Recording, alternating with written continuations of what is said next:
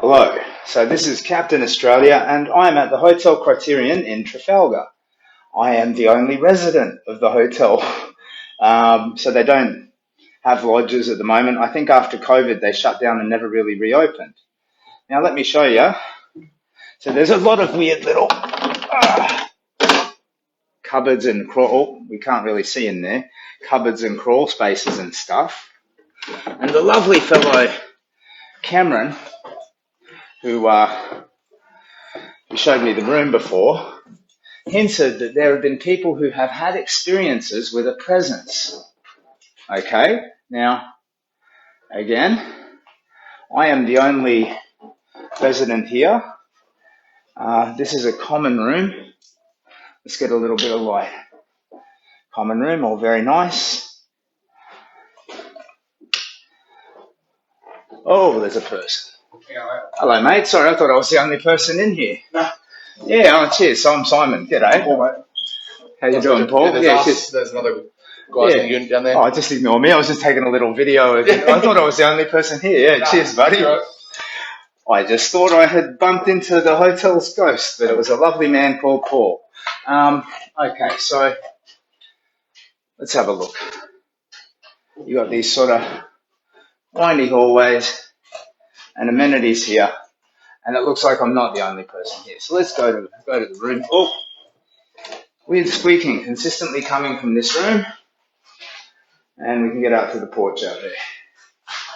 Now I'll wander into the room, put the glasses on, and I'll tell you what I've been up to today. So I'm that buffet walking Brisbane to Melbourne for charity. Yeah, cheers, buddy. Now we'll go in here. Let's have a look. This is the room, and let's. So what the story that this chap told me, Cameron, was that there had been a security guard who was staying in one of the rooms here, and he woke up in the middle of the night. So it's one of those things, you know, foggy by sleep, you dreamed it, mate, sort of a thing. But it's a story. So woke up in the middle of the night, and there was a female figure standing in the corner of the room. He's like, what's that? And then when he was fully awake, the figure was gone. Lay back down to sleep again, wake up, there's a presence in the bed with him. Then fully awake, and it's gone. And the guy who had that experience said that he'd never had like a waking dream or anything like that before. So anyway, I thought that was fun. Hopefully I'll see a ghost tonight. Sorry, comments. Let me roll back. You're doing such an amazing thing, says Melly. Oh, that's lovely of you, Melly. Cheers. Met a bunch of kids today in Trafalgar, had a talk. Lovely young people, thank you. T-Kaz could be Barry. Could be. No, I know Barry's not real. Don't you think I'm crazy because, you know, sometimes I pretend that Barry's real. I know Barry's not real. Or is he? Grover, I'd rather camp. Yeah, I'd like to have an experience I'd like to have some kind. Well, now I'm probably, you know, it's like daring it to happen, which is not smart. But I think I'd enjoy having a paranormal experience as long as it won't, you know, fatal. Joe says, "Hey, it's me, Joe. If you remember me, I was with Autumn. I met Joe. You are the smiliest young man that I have met in days. It was a delight to meet you, Joe. Of course, I remember you. And Autumn, what a breath of fresh air your whole family is, mate. You're all lovely. And was it Melissa? I think it was Melissa." Or was it Melinda? I know it starts with an M. Once you make a mistake, you never get out now, says Julie. No, I'm here for better or worse. The Daily Donor Dare of Doom. So it's starting to get dark. I had to go out and get some food and stuff. So I'll do the dancing there tomorrow. Yeah, I'll do it out front of I'll find where this Trafalgar statue is, and I'll do it in front of the statue. Do my 5 minutes of boogie. Narelle says, "Great pub. Enjoy your stay." Roseanne says, "It was great meeting you today, Simon, having a good conversation. I'm looking forward to catching up when you are closer to Melbourne. Travel safe." Yeah, I'll look forward to seeing you again as well, Roseanne. Cheers. Cindy, bit dark, nice room though. Diddly-dee-dee-dee-dee-dee-dee. You might be lucky. Trafalgar's ghost. Do you believe in ghosts, Captain? Well, here's the thing. I believe that my strongest belief is that we all need to find a way to allow our beliefs to coexist. I don't think there's any such thing as a stupid belief.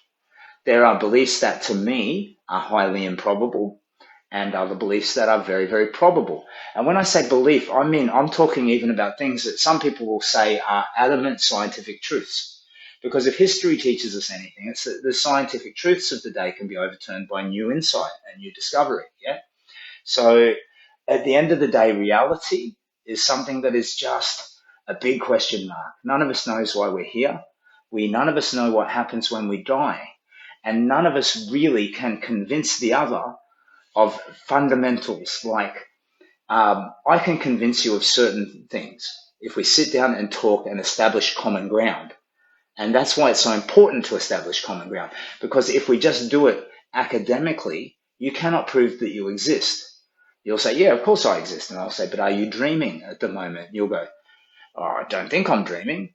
So we go from 100% to 98%. And I'll go, okay, well, if you were dreaming, do I exist? And you're like, but reality is something that is, philosophers have been trying for centuries, to kind of approach in a constructive academic way. Like, who are we? Why are we here? Do we even exist? Are we living in a dream? All of that sort of stuff.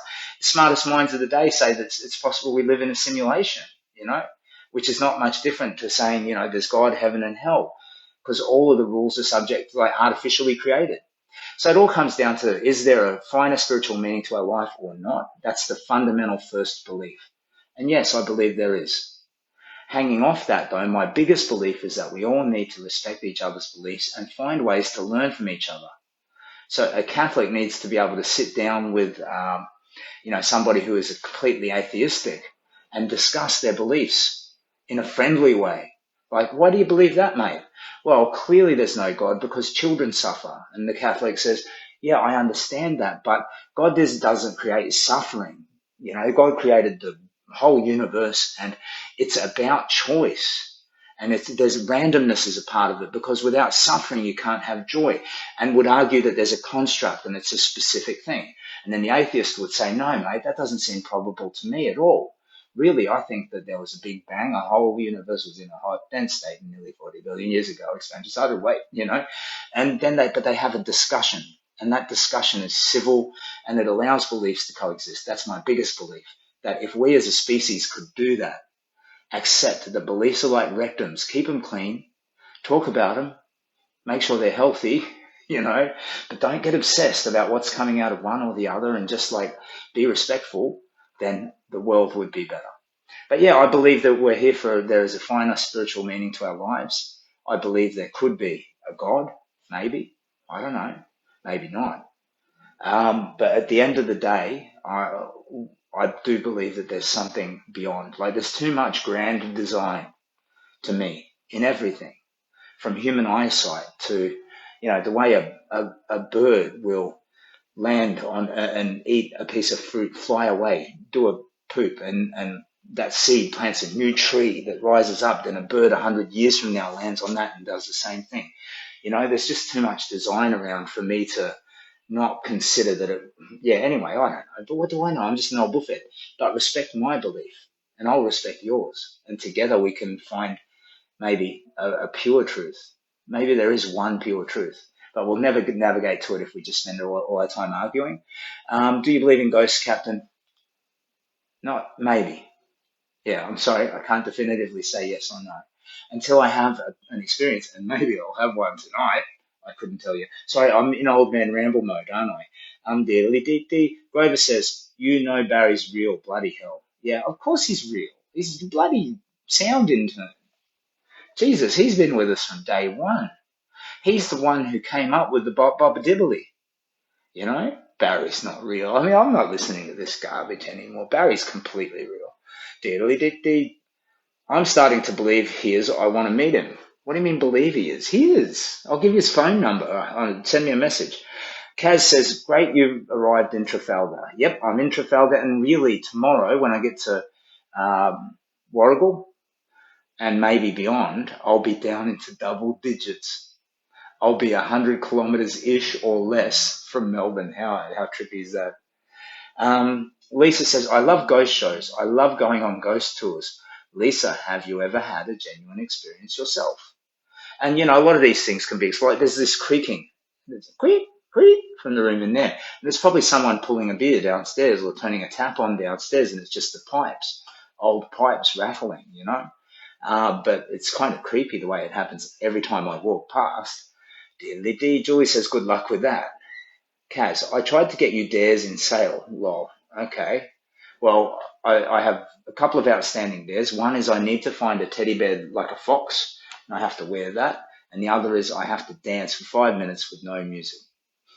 I'll tell you a story while we're in chatty mode. When I was a teenager, okay, the dancing there made me think of this. Like, how would I dance? I don't know how to dance. And when I was a teenager, so I felt unworthy, unattractive, and uninteresting. Yeah, and even so, even feeling those things, I still really wanted to be alone in a room with a naked lady who was consenting. You know what I mean? But because I was unworthy, unattractive, and uninteresting, that became so a scary proposition. So you self-sabotage, and you're just a ridiculous idiot trying to, meet people, but never being genuine and authentic. So not really having much of a hope of anything happening. And there was this one time I met this girl, gorgeous girl, and I couldn't imagine that she could ever see anything in me. So I didn't have my self-sabotage kit working. So we were just talking, and in retrospect, I know she was into me. And we were dancing, like we had an evening, we were just talking, and lovely. And at one point we started dancing, and it started to, like, she was leaning and she kind of kissed me, and it started to dawn on me that she might be interested in me. So then suddenly self-sabotage mode. So this was, I'll tell you this story because I find it like tragically funny or amusingly tragic. So like the suicide of a clown, it's, oh, so this gorgeous and beautiful, like a smile that lights up the room. And we're dancing, and she's like intimately danced with me and kissed me a bit, and I, so while we're dancing, and she says, you seem really relaxed when you dance, not like most guys. And I'm like, yeah. And so I said these words came out of my mouth. Okay, so for context, I had been doing jiu-jitsu, karate, and judo at a local Brisbane sports school since I was about 14 or 15. I got beaten up by a bully at school, so I started to learn how to fight. And so dancing with this girl, dance, dance, dance. And I said to her, yeah, I like to integrate my karate into my dancing. Up, down, left, right. And I said these words to another human being on a dance floor who was potentially sexually interested in me. Block, strike. Needless to say, any interest that she had was soon gone. Dearly D, it was great meeting you, says Joe. Cheers, Joe. Yeah, you're a joy, mate. You're a lovely young man. Sue says, I hope it's Casper, the friendly ghost. Yeah, friendly, unfriendly. I can live with that. I like to integrate my karate with my dance moves. Don't we get 7 wives? Isn't it cats get 9 wives? I can barely manage one wife. She's too much for me. She's fiery and sweet. I don't think I could handle 6 more. Sharon says, how much are they donating for 5 minutes of dancing with no music? Yeah, look, there was some vague rule about if you donate more than $50, you get to do a dare, but there really haven't been that many dares. So I think they might have only donated $20 or something, but that's all right.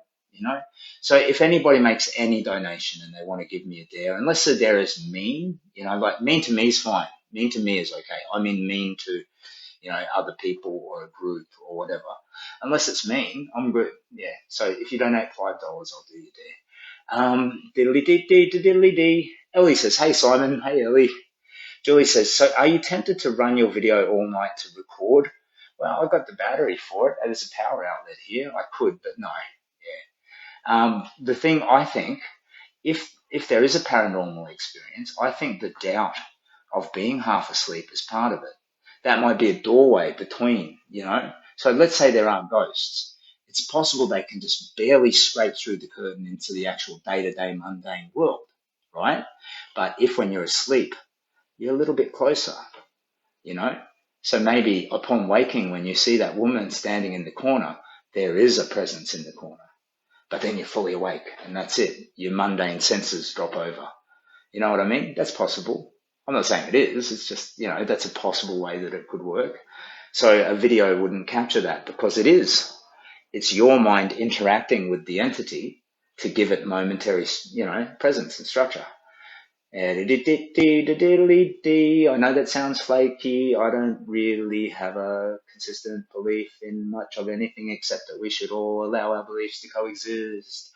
Joe says, Autumn had a question she forgot to ask. What time do you sleep and what time do you start walking?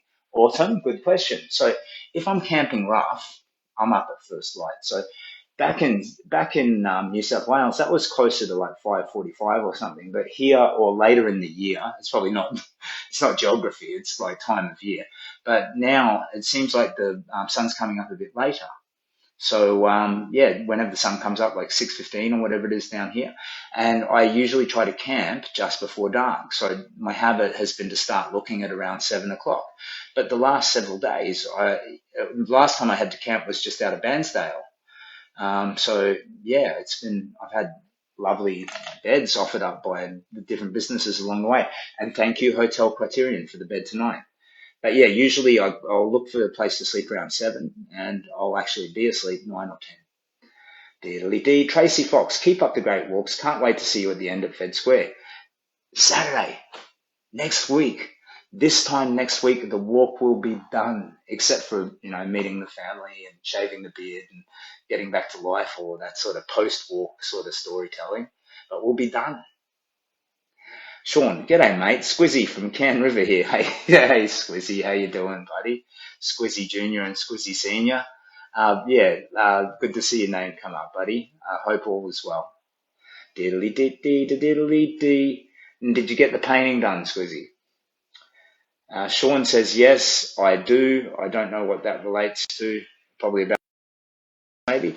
Melanie says, if only everyone could be so considerate. My son hopes you enjoyed the horn toot we gave between Mo and Trafalgar. I like the toots. A couple have been like right in the side of my face. I prefer it when you beat and you're like a few meters away so that I can wave and stuff. But I love all the toots because it's all love. Diddly dee diddly dee. Great work, Captain, says Danielle. Thank you, Danielle. Lisa Marie Scott. Yes, I've had many experiences in my life. Many. That's intriguing. I've had bloody all, bugger all, really. Maybe tonight. Diddly dee dee, catching up on the comments. Love you, Captain, says David. Well, thanks, David. I guess I have to say I love you back. I don't really know you enough to properly love you, but I love your comment, and I think you sound like a very nice person and very lovable. Diddly dee. David Sparks, in a kind of natural, non-man loving way. Yeah, totally like romantic, but non-physical, platonic. My wife would kick me if she, you know, thought it were anything but platonic love. Freddy Krueger, says Kyle. Sophie Louise, no need to dare for me, mate. I'm donating once you get to Melbourne. Well, good on you, Sophie. That's lovely. Thank you. Julie, it was more about the noises. I don't know if you can hear it when I'm talking, but there is this consistent squeaking from the next room. You'll be okay, mate. Your snoring will scare them off. I don't snore. Julie says it was more about the noises again. Okay, wait. Diddly-dee. Or the smell. Love you, mate. Joking. No, actually, this could be a circumstance where the pong helps me out. The problem is I've had comfortable rest. So I've been able to take nighttime showers and morning showers. So I probably pong a little because I've been walking all day, but I don't think it's enough to deter a ghost. That's a worry. All right. Diddly-dee. Joe says, can't wait to be on your Facebook page. Oh yeah, Joe, buddy, I'll update the photos straight after this, my friend. Okay. As soon as the stream is done, your photo will be sitting up there, buddy. Okay. Diddly-dee. TCAS, you just gave me an idea for. Oh, far out, TCAS. Come on, mate. Come on. Yeah. We need a rule that one per customer or something, you know. Uh, Yours are inventive and sadistic, so I welcome it, TCAS, and look forward to it. Stephanie says, we just donated. We think we have a great dare. It's a good dare. My name's Ashley Langer, and I'm 8 years old. I think you're amazing. Oh, okay. Cheers, Ashley. So did you think of that dare yourself? All right. Well, what happens is when you make a donation and it's got a dare in the comment, it sends an email to me. So after I upload the photos, Joe, thank you. Cool. Joe, no worries. I'll do it right away. After I upload those photos, I'll go through the emails and I'll find your donation and I'll read your dare. I'm very, very intrigued what it might be, Ashley. So I hope it's a cool one and I will do my very best for you, my friend. Okay. Oh, I look so much like Santa Claus now, laying there on my pillow. Look at that. What's that shadow behind you? Don't be funny. You're a funny bugger, Grover. Very funny. Oh, now I'm actually starting to get. You see, here's the thing too. If you're nervous and anxious, I'm sure that kind of. If there were ghosts, I'm sure they would feed on certain types of energy, you know? Because I imagine a ghost would come from trauma, you know, a suicide or a victim of a violent assault or something like that, you know? If there were ghosts, I think that would make sense why a spirit would linger because of trauma. So therefore, those sort of emotions like fear and all the rest, you'd think that they somehow would, resonate for that sort of an entity. Joe says, haha, come on, mate, don't scare him, haha. No, well, I wouldn't say I'm fearless. I think, but I would say I'm courageous. Yeah. Fearless, not having fear. Well, if you're not afraid, you're not afraid.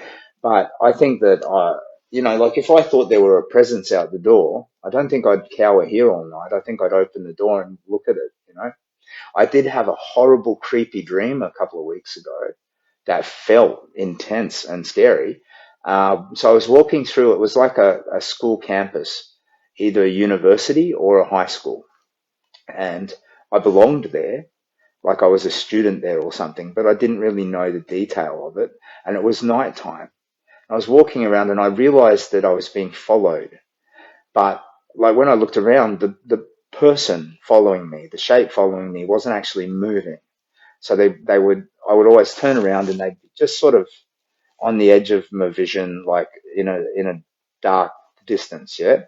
And I eventually I realized that I was being followed and probably stalked, so I decided to confront them, and I approached the entity and I looked them in the face, and it was a beautiful woman, but with insane eyes, black eyes, evil eyes, and uh, curly dark hair and very white skin. And she looked at me directly in the eye and fiercely, and she spoke fiercely and said something like, you are nothing, you will die, but I knew that the entity was Satan. It was the devil. And it was a very creepy dream. And I don't have a particular belief or anything like that, but that was a scary as shit dream. Sorry, I just swore. Um, Anyway, so it's that kind of, even if I had that kind of feeling that sort of entity would be out the door there, I like to think I'd get up, open the door, and just, because I think sometimes it's better to look the devil in the eye, you know? You can give yourself over to fear, or you can assert yourself, you can stand up. And what happens, good, bad, suffering, whatever happens next, you had dignity, you had pride, and no one can take that away, you know. Anyway, diddly dee. Sorry, long old man rant about dreams about the devil. What's going on today? Um, all up to date. Ashley Langer donated 21 minutes ago. We've been following you from day one and met you in Byron Bay. Our dare idea is for you to live stream your last 1 kilometre. You're so inspiring. Well done. Well, I'll be okay. Actually, I promise I'm going to live stream that last kilometre anyway, my friend. So I absolutely promise to do that. So that dare is going to happen. Love it. I can see your goosebumps. No, Grover. Kelly says, I will see you tomorrow for a walk. Okay, cool. Okay, so I think we're all up to date on comments. I've done the rambles. I've told you where I am. Now tomorrow, Warrigal is the minimum plan, and I might push past that. Brooke says, you're doing an amazing thing. My 12-year-old son was diagnosed in October with cancer.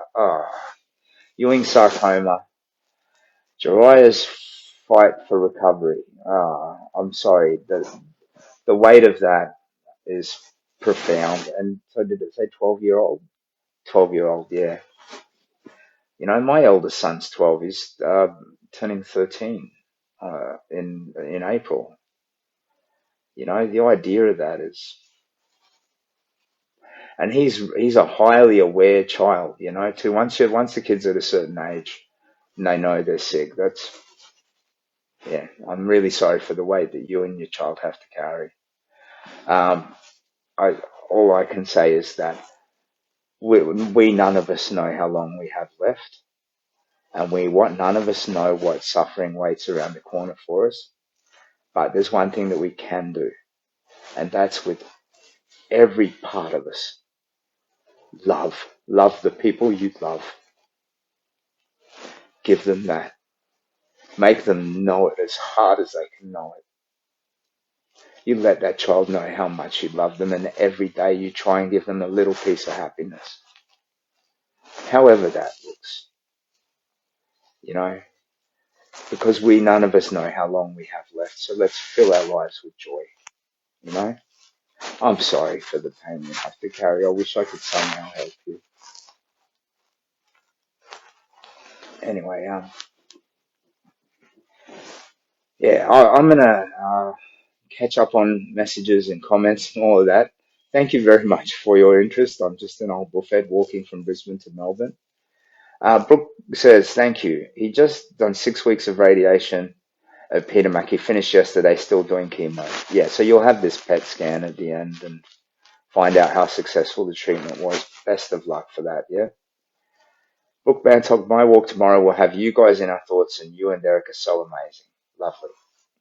All right, I bought some dinner. There's a Chinese restaurant down the corner, so I bought some, no meals, 3 entrees. So I'm gonna eat my soup and dim sims. Yeah, all the very best. Thank you for your time and interest. If you want to know more, if you're just checking this out and this is the weirdest thing you've ever seen on your computer or phone, at the top of the timeline there's a sticky post. It probably makes a bit more sense if you look at some of those reports from the different news outlets. But yeah, I'm the buffet walking from Brisbane to Melbourne, and it's for a charity called the Kids Cancer Project. So it's about softening and making treatments for pediatric cancer more successful. Jackie says, I'm so glad to see you in your room. It was wonderful to meet you. Cheers, Jackie. Yeah, it was lovely to meet you. Thank you so much to you and your family. Your lovely son, Hunter, guiding me in on his scooter. That was wonderful. Thank you. Roseanne says, Brooke, I am sorry. Stay positive. Jenna, enjoy and have a good, relaxing night. Cheers. Thank you, everybody, for your kindness and your interest.